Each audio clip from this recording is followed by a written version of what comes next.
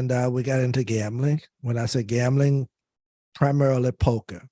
And we played poker and we played poker until it became not just something that I liked doing, but I fell in love with it. And I went overboard. I lost everything I had during that 10 years. I had accumulated properties, got married, and I ended up losing all the properties that I had accumulated. I lost my wife for 5 years, and I think I just lost it. I lost my focus. And so when you talk about how it happened to me, that's what happened. I just lost my focus and did something stupid and crazy.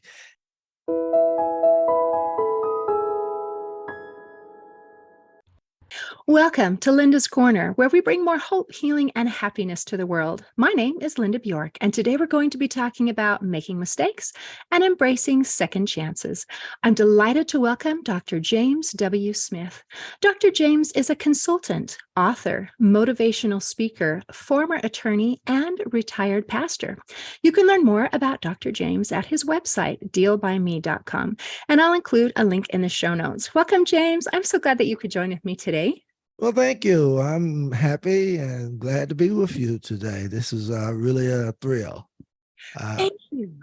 When we talk, just from the introduction, I mean, anyone who's listening can hear you are an articulate, intelligent, educated professional. So what I don't understand is how this intelligent, articulate professional, educated, committed armed robbery. I mean, that just seems so incongruent. What happened? Oh, I love the way you asked that. That was really interesting. Well, let me tell you this. I'm just an ordinary person. Grew up in a small town, a little village that I always say, actually, when you enter it, you're leaving it. That's the way I always refer to it. Uh, Went to school in this little small village, graduated, went off to college, decided I wanted to go to law school. Went to law school, came out, started practicing law. At an early age, I was, as a matter of fact, the first and only African-American lawyer to practice in my hometown. I was the youngest African-American lawyer practicing in the state of North Carolina at that time.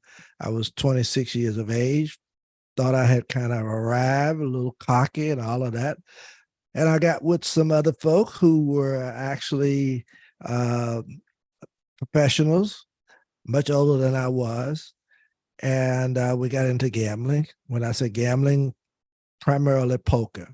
And we played poker and we played poker until it became not just something that I liked doing, but I fell in love with it.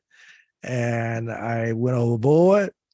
I lost everything I had during that 10 years. I had accumulated properties, got married, and I ended up losing all the properties that I had accumulated. I lost my wife for 5 years, and I think I just lost it. I lost my focus.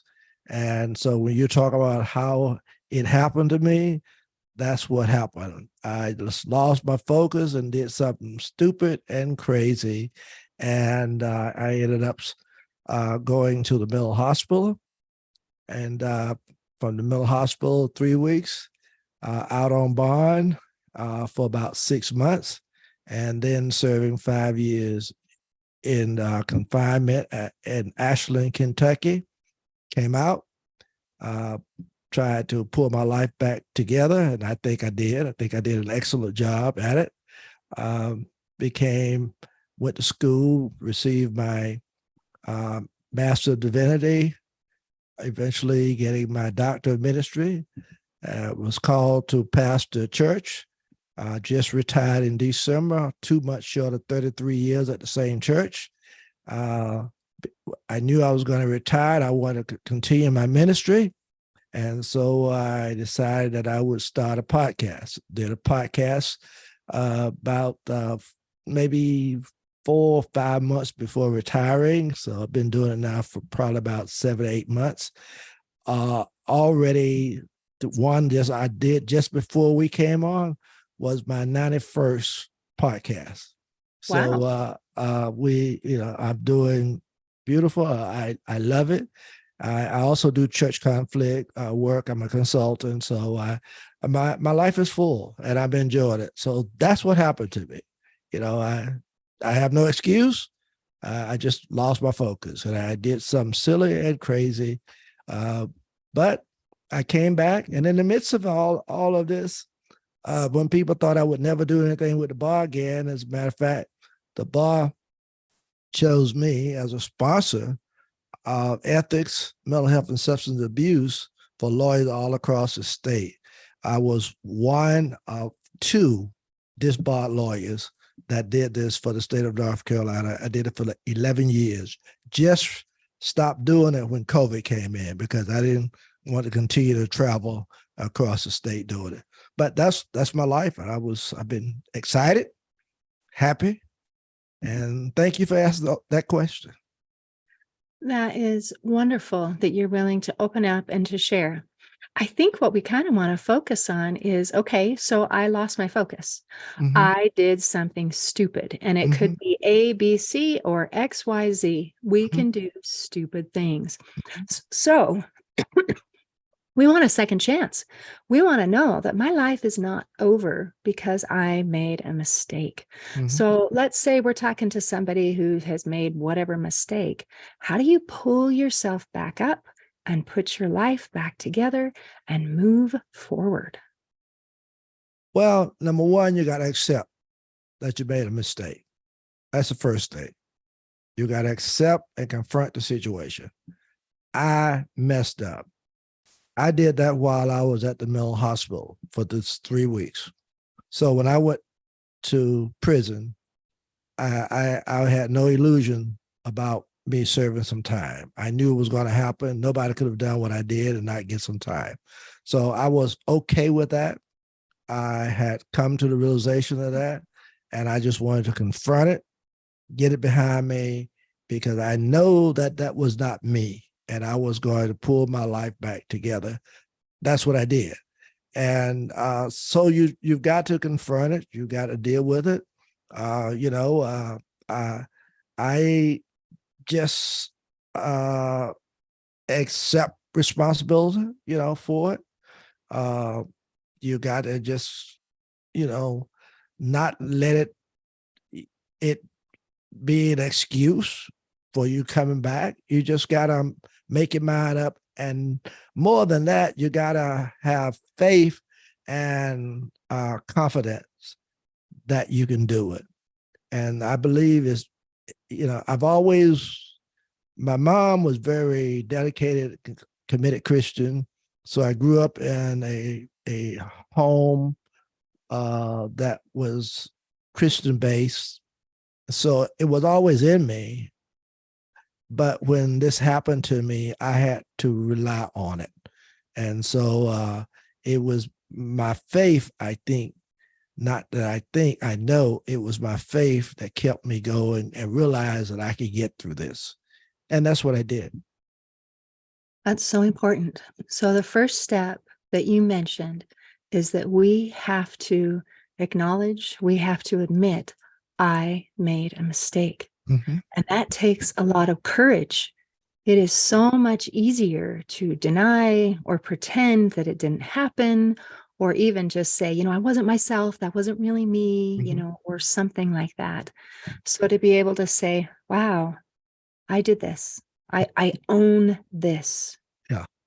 And Well, now at first, actually, I did. So I want to be upfront. At first, I did want to say that I had become a compulsive gambler, and that's the reason I did it. But then I later wanted to go talk to Gambling Anonymous that had some men there, And I thought because of my experience and what I'd come through, that it would be a good thing for me to talk to them. And he asked me a question. He says, "Are you still a gambler?" And I told him no. I said, "I have not gambled in years and I don't have the desire for it. It's over." And he told me, "Well, I'm not sure if the guys here would be interested in hearing you, because we just believe that once a compulsive gambler, always a compulsive gambler, like alcoholic, once an alcoholic, always an alcoholic." I knew that wasn't me. So in my second book, I had to do a self-evaluation. So I did a self-evaluation of my life, and I tried to pull it all together. And I came to the conclusion that no, I was not a compulsive gambler. The reason I did what I did was because I was afraid to fail. Listen to that carefully. I was afraid to fail. I had been this outstanding attorney, and everybody who knew me will tell you that. I mean, I was an awesome attorney. Not boasting, but I was good. And lots of clients, but gambling, I was into. And when I got to the point where I was losing everything, I didn't want to fail. And I thought that I could recoup by doing what I did. And that was what happened to me. So I admit that it was my being afraid to fail that caused me to do what I did. I'd been on top and I just didn't want to go down, because I didn't want folk to see me, after being at the top and now I'm gone to the bottom. That was something that I couldn't take. Afraid to fail. Mm-hmm. And failure, it sounds like, means to you, I no longer have the money and Mm-hmm. the possessions that I once had. That's exactly. If I don't have money and possessions, that means I am a failure. Mm-hmm. That is my definition of success. Mm-hmm. So to recoup money so Mm-hmm. I can buy more possessions, I'll just knock over a bank, Mm-hmm. and then I will have money, and then I will look like a success. Mm-hmm. That seems on one level to make sense, and on a whole lot of other levels not to make a whole lot of sense. But I guess it is what it is. The choice was made. Mm-hmm. The consequences followed. So if at that point you had said, look at all the things I still have. I am an attorney. I do have this education. I've passed the bar. I'm really good at what I do. I have value. I am a success. And the external things, the money, I can earn that again, because Mm-hmm. I got what it takes. That would have been the logical way to approach that. But when you lose your focus, it's not the logical way to look at it. I agree. I agree with you. How many times have I looked back over my life and said, "Oh boy, if I had just not lost my focus, I could have gotten through this." But I lost focus, and I did something stupid. So, I've admitted it, and I've confronted it, and so I just tell everybody when I'm talking with them, that's about all I can say to you. I don't, I understand it, and people who will say that it was stupid, it was crazy, I would say to them, you are telling the truth, because it was. What else can I say? It is what it is, right? Mm-hmm.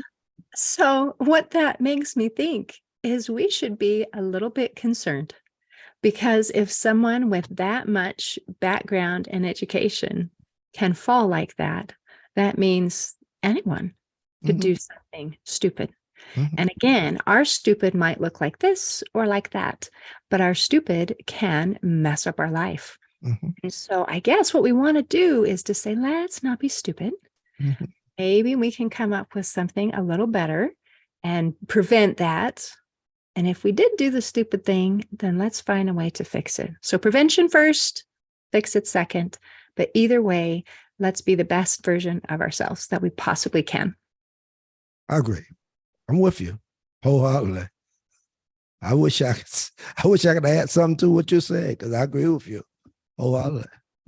And that's what I've tried to do now is to be the best possible version of myself that I can be.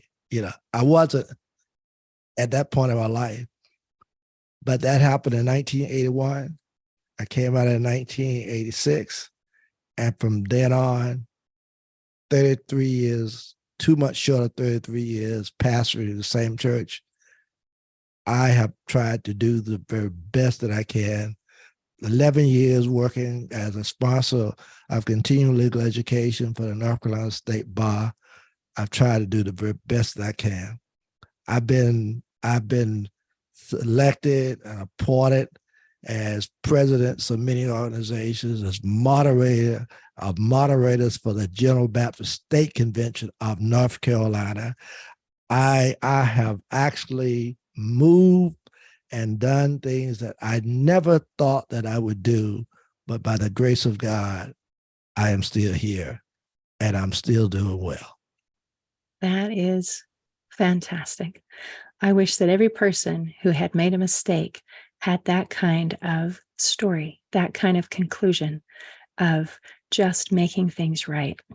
Now, some of the things that your experiences uniquely qualify you for is to be able to help other people who have been in a similar situation where they can say, oh, you understand.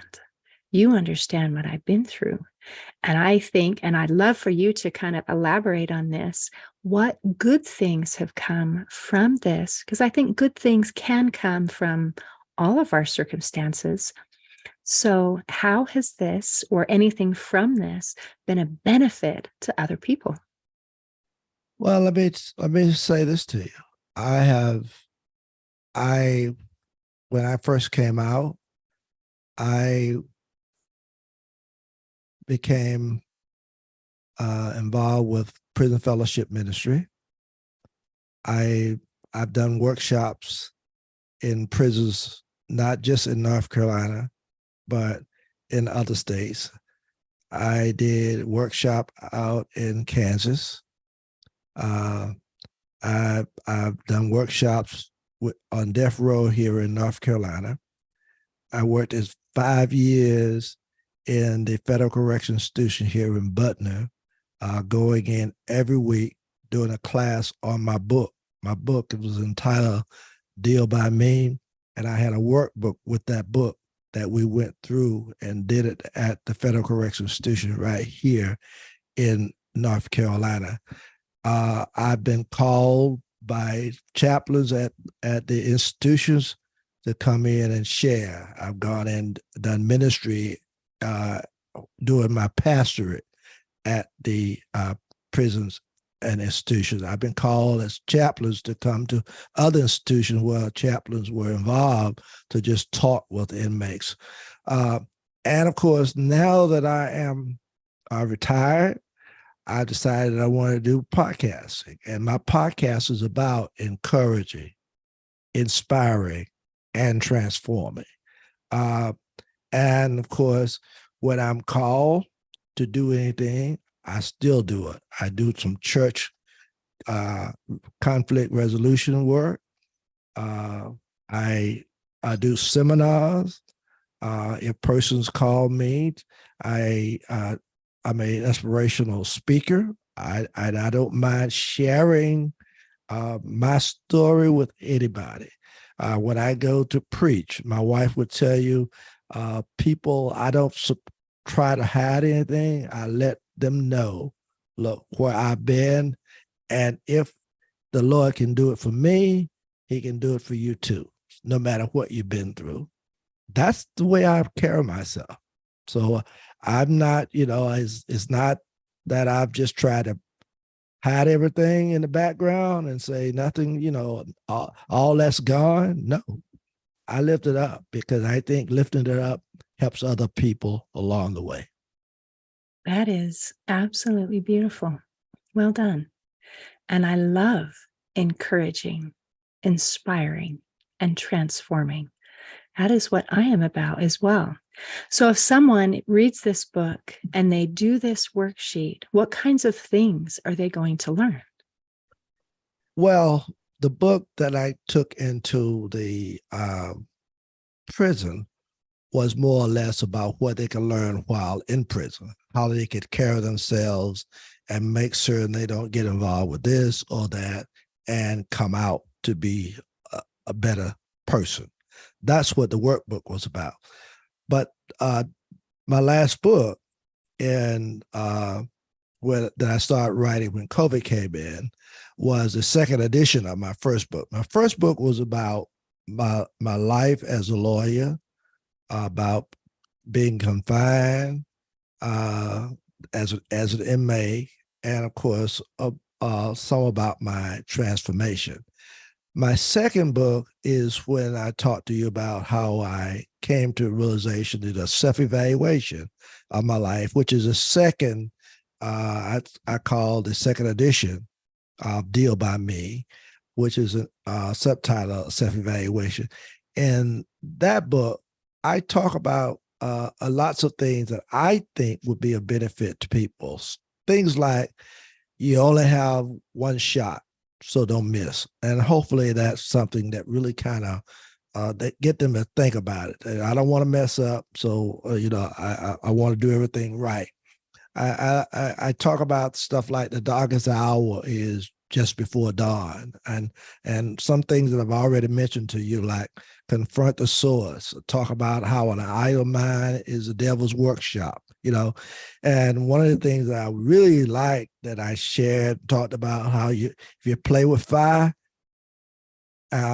you will get burned, and that hit me because I was dealing with gambling. Okay. And so I talked about practicing humility, accepting responsibility, how crime does not pay, and, and I think I mentioned to you how not to let your circumstance be an excuse, and another thing that I also mentioned to you was how I talked about I was afraid to fail. So these are some things that I share even now in my book when people read it that I think would be of help and a benefit to them. Excellent. Everything that you've mentioned is wonderful. And isn't it interesting to be talking about you only get one chance when we're talking about second chances? I had a friend of mine say, each of us live two lives. The second one begins the moment we realize we only get one. Mm-hmm. Mm-hmm. So just that realizing, wow, what I do matters. There are consequences for my choices, consequences for my action. I probably should make some good choices. Yeah. Another thing that you've mentioned several times, you started with faith, and it was having this faith at the end that made all the difference, that you knew that you could transform, that you could be a new person.